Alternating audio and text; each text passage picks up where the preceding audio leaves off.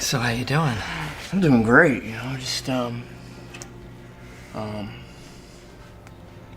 doing what needs to be done. What does that mean? I'm sorry, Dad. Why don't we just have lunch and talk? We can do that, right? Please. You think that you have this under control. I understand why I do things. It doesn't make me any different. You're just embarrassed because I was like, this amazing thing, like your special creation or something, and you don't like who I am now. Yeah? Who are you, Nick? This is me, Dad. Here, this is who I am. This is not you. This is not you, Nick. What are you doing, huh? You always gotta be controlling everything all the time. Let me book your room No, Dad. at a hotel for a couple of nights. Dad. I don't want it to go like this. When we watch a movie, are we being tricked into feeling? Some theorists believe the only reason people watch movies is to conserve a perverse, repressed pleasure through voyeurism, or that people take pleasure in spectatorship only because it confirms their dominant ideologies. Philosopher Justin Oakley says that emotional states are complex phenomena involving the fluid elements of cognition, desire, and affect.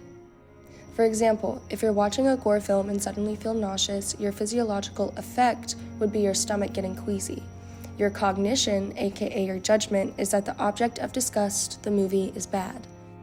Philosopher Ronald de Sosa claims that our emotional vocabulary is learned first from our daily life as small children and later reinforced by the stories, art, and culture to which we are exposed. Narrative film is one of the arts from which we learn an emotional repertoire. He also examined how emotions are cued by narrative and aesthetic elements. On the other hand, when we watch Arrival along with other movies, we don't truly believe that the character exists because we know we are watching a recorded performance. So how do we feel accurate emotion from watching a movie?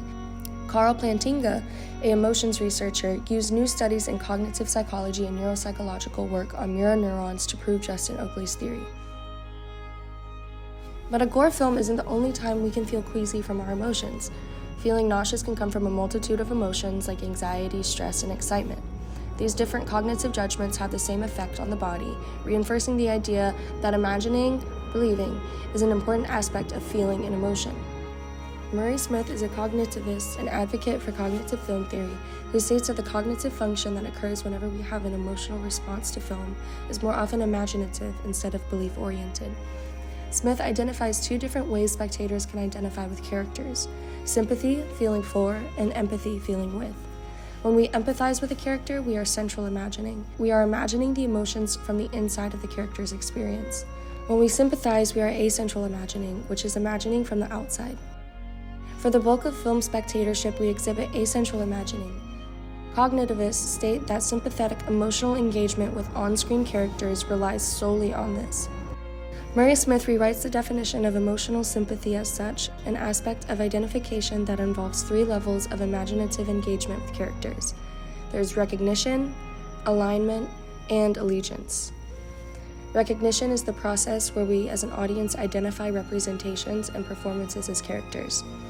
Alignment provides access to what characters know and feel by positioning the audience in relation to the characters. When you are watching a film, the alignment would be cinematic techniques, such as point-of-view shots and interior monologues, that foreground the protagonist's emotion to the audience.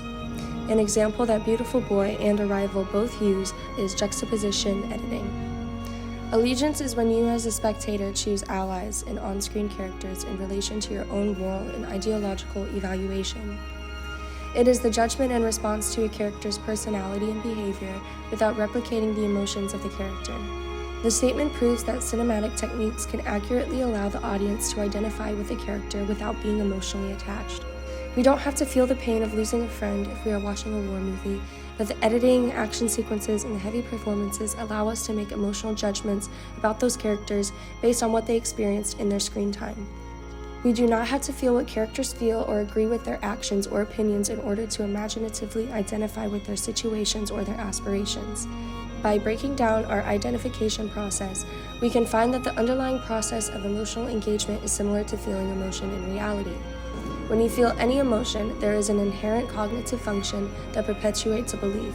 This statement challenges the film psychoanalyst community because it proves that when we watch film, we are not being tricked into feeling, we are accurately feeling physiological emotions. I love you more than everything. Everything. Everything. Everything.